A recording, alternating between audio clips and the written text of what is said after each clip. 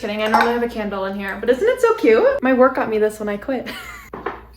Hello and welcome back to another YouTube channel. I'm so excited to present to you guys for the first time my bookish side. If you know me, you know one thing, and that's that I love to read. Like any reader, I go through all of my little waves up. I read 20 books in a month to I read nothing for about 2 months. For this video, I'm taking inspo from Haley Pham, who does her 7 books in a week videos. She will take 7 books, obviously, read 1 a day, which I'll see if I can keep up with that. I don't know if it's gonna be 7 books, but like I said, we'll see. I filmed some content yesterday about me reading a book. Currently, I'm reading Wild Love by Elsie Silver. I've seen this book a lot. It has like a cute pink cover in real life, if I'm not mistaken, and I just really wanted to give it a go. It is a classic, like, smutty book. And I'm currently on chapter 44. So when I first started this video, I believed I was at 13%. I am now at 92, and I will be finishing it today because I'm a reader.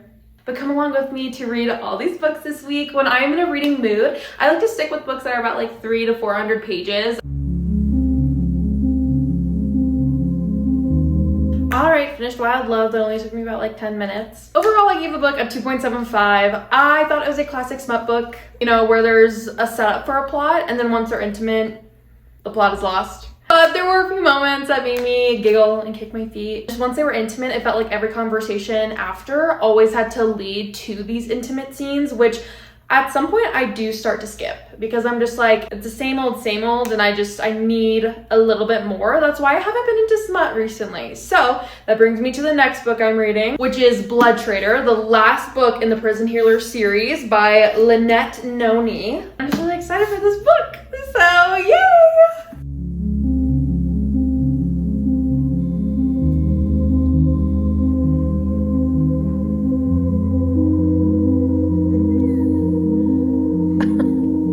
You know I'm corrupt with all the books I read because I want... You know I'm corrupt with all the books I've read because I want her to end up with King, Prince, whatever, Navok, who's a bad boy, even though she's been in love with Jaren for the last 2 books. So I don't think that's a spoiler. See, she keeps mentioning how he's so attractive. I'm being teased. Is he a love interest? Is he like evil but actually good, like Reese? Obviously.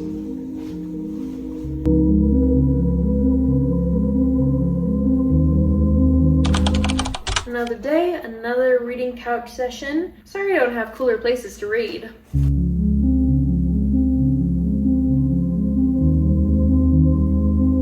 Yes, I am in pajamas. I like being in comfy clothes. I'm on page 313 and we have like 438 pages, so a little over 100 pages to go. I think I can finish it today.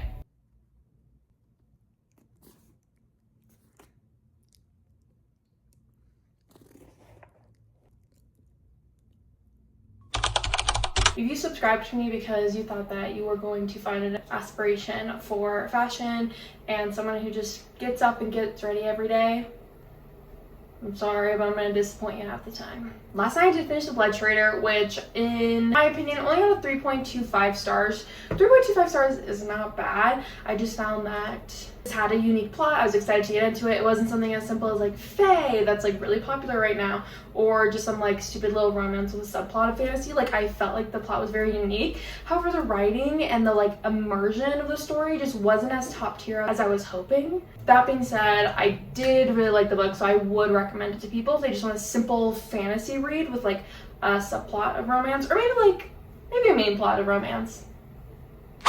I don't know. Last night after I finished the book, I did go on my Kindle app to see what my next read was going to be. I was looking for something simple, potentially just a romance, like nothing where there's an extensive world building that I really have to focus on. And as I was scrolling, I couldn't find anything amazing, and then I ended up coming across Yours Truly by Abby Jimenez, and then In a Likely Event by Rebecca Yarros. I love Rebecca Yarros' Fourth Wing, obviously. She's an amazing writer. And I did hear about her writing other things like Variation, and then In the Likely Event, and then something about a letter And I heard that they were heart-wrenching, great books. So I put on my Instagram story a little poll to see what people think I should read. And I got about, I think like 50% was In a Likely Event. So that's what I'm currently reading. Let me get a little bit closer. I'm currently on chapter 17, which means I'm about 53% of the way through. At this rate, I'm kind of excited that I might actually finish like maybe 6 books this week.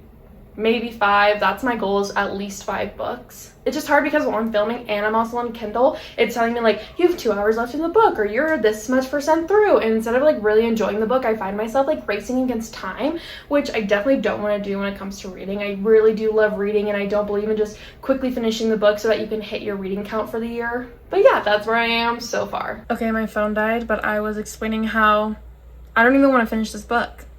I hate this book. Let me rephrase that. I hate the male main character. In the past Rebecca Yarros books I've read, she does like her female main characters, like chasing and almost like babying the male main characters. And maybe I'm just like in a mood, but I hate this man. He doesn't let her talk to explain herself. And then whenever she like yells and like explains her feelings, he'll like have like a one-liner. And then all of a sudden she's like in a hushed voice, like, what do you mean? It's like, stand up. I love female rage.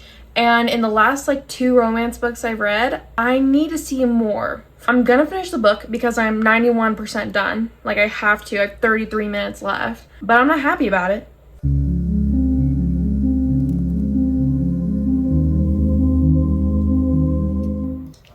Okay, just whatever.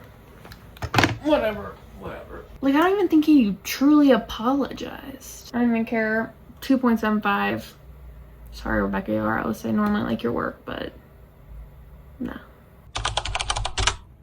I can understand that I might have been a little dramatic in my last video. I think I said that I gave it a 2.75, but I switched it to a 2.5. I just wasn't expecting something from Rebecca Yarros to be so predictable and like unsatisfying. With In a Likely Event and Wild Love, the 2 books I read this week so far in the romance category, I'm just disappointed that there hasn't been a book in a while, not just this week, but in a while, that hasn't like grabbed me and been like, oh my god, like this is an amazing book, it has so much depth to it.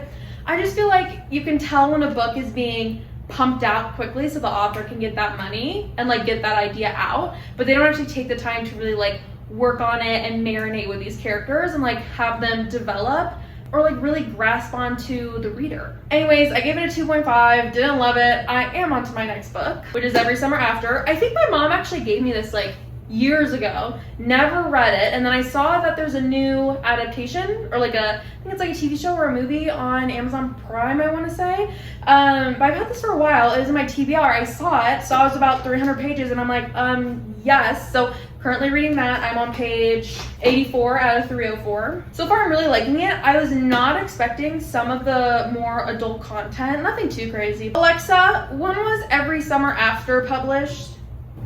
Arizona became part of Mexico after its independence from Spain in 1820. You can put that in the video. Oh god, dude. Whatever. I think it was published a while ago. Anyways, I'm really liking it so far. I think the writing's actually pretty good. It's about a girl named Persephone, and then she, I think, slowly falls in love with her childhood crush, Sam, when she has a summer vacation home in Canada, actually. I think it's a coming-of-age romance story with obvious like problems. Like the first thing that you find out is that she needs to go back to face whatever catastrophic event happened between the 2 of them because his mom died. This is it, people. This is how you write a good book. Yes, I am talking to you on a microphone because Chris is playing video games with his friends currently, and you can hear him if I don't do this. So this is where we're at. I'm just so relieved to finally read a good book after the other 3. And it's so funny because I ended up reading 2 romances back to back that were flashbacks to when they first met or were younger, to when they're their older selves and rekindling their relationship. And there was some type of major event that happened that tore the 2 apart. But this is how you do it. This is how you do it. Now I want to back up and say, I really hope my mom didn't give me that book. If she did, it's fine, but it's definitely more of an open door romance than I thought it was going to be. And I loved it. I loved how they were flawed protagonists. I'm just so happy I was able to at least find one romance this week that I liked. Now, it's an open door romance, so even though I love those books, I can't give it a 5-star. Let me think. I'm gonna give it a 3.5. I'm sorry, I don't think I can give a smut in good conscience a 4 or a 5 star. Now I get to watch a TV show, so that's very fun. Now, let's find our next book, shall we? Welcome to my TBR. I apologize for the love sack in the way. Don't feel like moving it. I'm wondering if I should just do another Instagram poll to see what people want me to read next. I mean, nobody really cares that much about my life, but you know, it's between the perfect son and the boyfriend. It just sucks because I recently saw a TikTok about Frida McFadden, and it's so true, where the twist is starting to become the same in every book, where the main character has this deep, dark, hidden past that isn't revealed until the end, where they turn out to be like a mass murderer or something. And now I can't unsee it. I need someone to get murdered because I can't deal with tongues in any holes right now. I'm not saying that. You know what I don't do? I don't think I told you guys this, but something I don't do is I don't read the back of books. I find it to be like a movie trailer where it gives too much away. But we're going to read the back of the book to see which one I like more. Okay, The Boyfriend by Frida McFadden. The gist is, okay, it's about a girl, Sydney Sweeney. Just kidding, her name is Sydney Shaw. But she is trying to find a boyfriend, finds one. He's perfect, but there turns out to be another man who's murdering his current girlfriend. So now she's like, oh my god, is this the guy murdering his girlfriends? I guess we'll find out.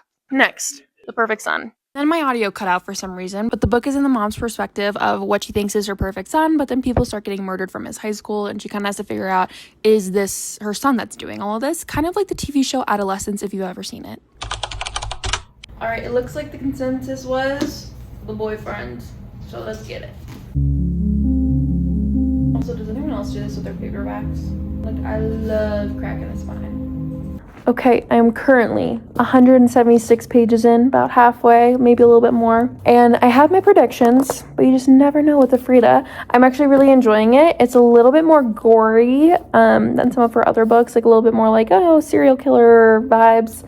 The one thing I will say about Frida McFadden books is that sometimes she makes the main character a little bit too stupid. I know that's really mean of me to say, but like he's giving all the signs of he probably murdered your best friend. And she's just like, maybe he thinks there's an odor in the apartment. I'm like, if the guy I was dating was a doctor, like the one that my friend had been dating when she was brutally murdered, and now the guy's acting suspicious when they go up to her apartment because that's the apartment that her friend was murdered in, I'd be like, yeah, never mind. We're not doing this. All right, I finished The Boyfriend by Frida McFadden, and I liked it. I think I was disappointed in the last Frida McFadden, The Crash, because I felt like it wasn't as strong, and I was actually kind of disappointed by the ending. It was actually similar to this ending, but for some reason I really liked this one way more. I flew through this. I think I read it within like 4 or 5 hours. And it did not live up to the TikTok that I mentioned the other day, where her characters are always like the ones to do it or have like something irky about them. That wasn't the case with this book. I don't think I've read a Frida McFadden since The Crash, and I'm glad I picked this up. So my Instagram poll did me right this time. But now it's time to pick the next read. The question is, what do I want? Okay, come on over to the TBR corner. Sorry, I'm just like pulling out all the ones that I have yet to finish and I DNF'd. This will be for another video. Oh, here's a horror, I think. Gaps in memory, parents died, trying to figure out how they died or were murdered. Oh my god, it's not even like 300 pages. Should we see if I can finish this tonight? I can finish this in 5 hours, right? And then it counts as a book, and then I'm back on track. This will be my 6th book if I finish it today, and then tomorrow I just have to read one more, and then I did 7 books out in 7 days. Okay, this is it. This is what we're gonna read. So The Wicked Sisters. Yay! This video just keeps getting more and more casual. I'm currently laying on my couch reading. I don't care to sit up right now. If you do ever read it, just trigger warnings for any type of mental health issue or maybe past trauma. So, I don't know. Maybe look it up before you read it. 104 pages in, almost halfway. Once again, Chris is asleep. I have 80 pages left, but I'm going to bed. I'm tapping out. I'll see you in the morning. All right, today's officially Saturday, the last day of my 7 books in 7 days challenge. I just finished my 6th book. It did take me a lot longer than I thought. It's already 11 o'clock. I only had 80 pages this morning. Not even close to being a 5-star read. I would not recommend this book. This writing was super repetitive, a lot of loose ends. Like, she would tie up loose ends, but in a way that was like super unsatisfying and like really obvious. There was no character development. It was so predictable. You knew who killed the pairings the second that you got into like the third chapter. The second you hit 100 pages, you already knew how it was gonna end. I just didn't like this book at all. It's now my 4th book of having a present timeline, and then it flashes back to when they were children. 2 stars, easy. I wasn't expecting to do this, but I think I'm gonna do another Instagram poll. This video really should be my Instagram followers determine what books I read, but they're so different. I got reminders of him. Colleen Hoover reads are really easy, but just nothing amazing, so we'll see. That's one of the options. The second option is Light Larks. Might as well finish the 7 books in 7 days with another romance or fantasy. I'll give my Instagram followers like an hour to decide. I just checked my Instagram poll because I'm sitting here and I'm like twiddling my thumbs like I really need to start reading. It's 50-50. It was 50-50 10 minutes ago too. So we gotta make a decision here, people. Okay, listen, it's only been 37 minutes, but I can't wait any longer. I don't think I'm gonna finish the book if I don't start right now. And the poll is still at 50-50, but when my friends messaged me and said like, you haven't read Reminders of Him yet? You have to, the movie's so good. So here I am, I'm gonna read Reminders of Him. I've read like a handful of Colleen Hoover books. They're not terrible, they're easy to get through, which I don't love picking the easy way out, but it is what it is. So far, it's an easy read. I like it. It's dual perspective, it seems like. One is Ledger, and then the other one is Kemma. Sounds like Kemma went to jail, got pregnant, and now she's out. Let's see how this goes. I'm about 80 pages away. Damn it. I like it.